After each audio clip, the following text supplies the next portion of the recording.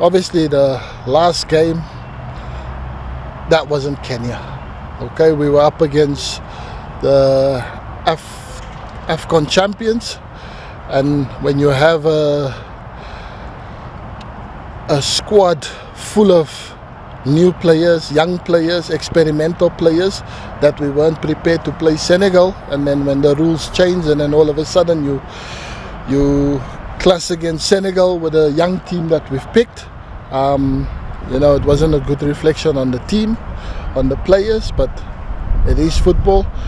When you're in that situation, but we didn't also felt that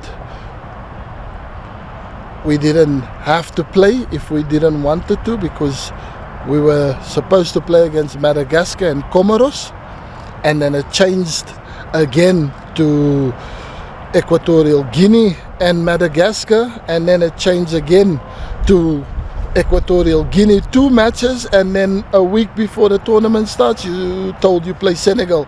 So then it was completely out of myself hands, the technical team and the team, but we honored the fixture, and we got a taste of real international football. So I think from that mistake, you don't want to experiment again with young new players, and what we're try to do now is build for the AFCON team. So we want to get the strongest possible players that we have out there, Kenyan heritage players that plays in strong leagues, and that basically was the purpose for this, because we're playing against Estonia, and then if you win, you play the winners of Rwanda and Grenada. So it's a nice little opportunity for us to rectify and make people forget about our last result, and we're only as good as your last game, and we all know how that last game ends. So now we've got an opportunity to rectify that and put something positive again in the minds of Kenyan fans, because we've built up until here, we've built up really good, and I think the national team has progressed in a good way. Then to let the last result determine where we will finish, and we don't want to be demotivated because of that. So it's experienced players. We went to watch him his second last match against Hull City. Unfortunately, they lost. And we had conversations, and obviously I think for a player like Zach, his last experience wasn't the best experience when he came here. So when a player is traumatized, you gotta nurse your way into it, but he's optimistic. He wants to play for the national team, and obviously he wants to get all the paperwork out the way, so that he get his Kenyan passport, and then he's eligible to play, and that's when we will see him back. But I think this one was just trying to convince the player, to come and join, because he can play for Kenya, and he showed that initiative that he wants to come and play. So so it's very exciting for us to have a player like Zach Weiner coming with championship experience, and just add to the squad that we already have. And a lot of the players that plays in the local leagues can learn a lot from having players like Zach Weiner comes, Daniel Ayembe, the same situation. His team is in a fight for European places, so he's spoken to me personally and asked me if I could excuse him for this camp. And obviously, so you want the player to give himself a best chance for his club to finish in European places. So that was my conversation with Daniel Ayembe, and that's why you don't see him here, but he was in the initial squad that I wanted. So listen, we have a lot to look forward to, a lot of players that we went to see that's very eager. And I think for me that's the most important. Not there we go begging for players to come and play. Like, they're free will. They've got Kenyan mother or father, so they're eligible to play for Kenya because they have a parent that was born in this country.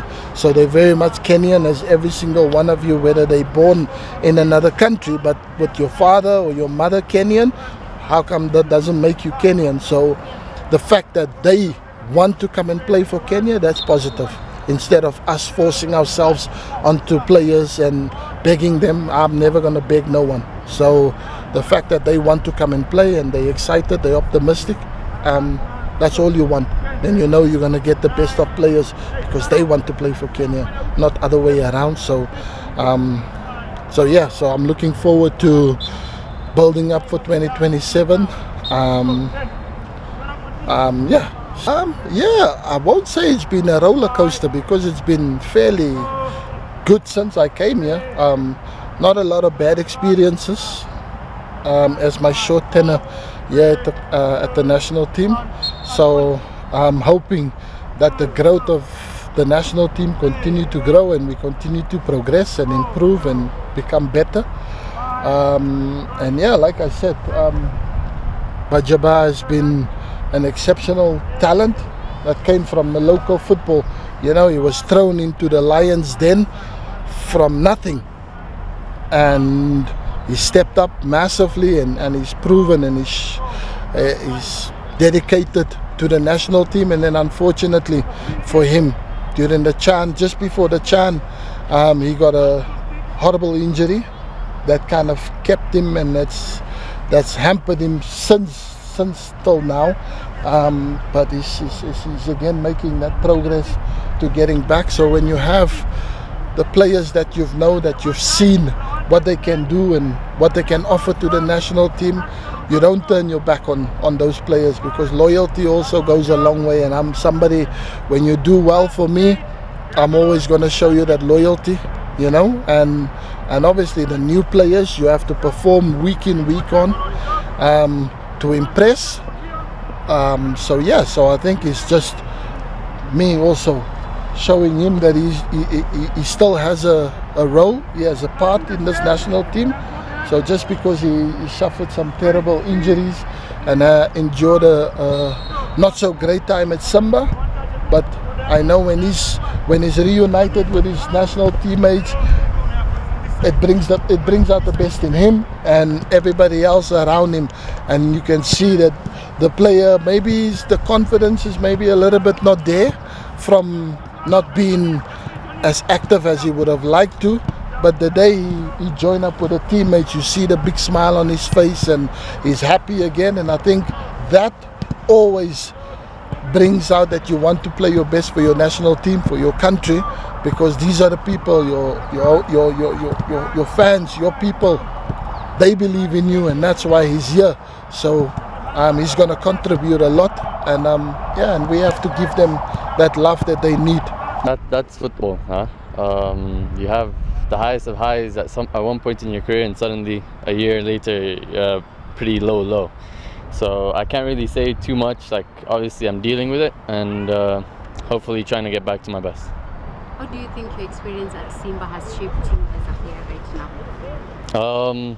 Obviously the standards there are very high in terms of player quality, and I mean training with them every day, being around different coaches and different environments. I think it's made me a better player, not just physically but also technically and tactically. So yeah. Of course, things happen. Sometimes things don't go as planned, but you got to keep working hard. You got to keep believing in God, and I'm thankful for God for being here. He's given me another opportunity to represent the country that I'm really happy to be in. So yeah, just another opportunity. So thank God. Obviously, I'm playing most of the games. I'm playing all the time, getting regular football, which I didn't have at Orient. So being at Tranmere is just another experience. I've hit the road well, scored a couple goals, and hopefully I can go back there fitter coming from here and then play even better. So yeah. And how do you think that shapes you as a player right now in the national team? Yeah, it's just giving me confidence, believing in who I am, believing in what I can do, and obviously Benny showed trust in me to bring me here. So yeah, I'm just ready to get going.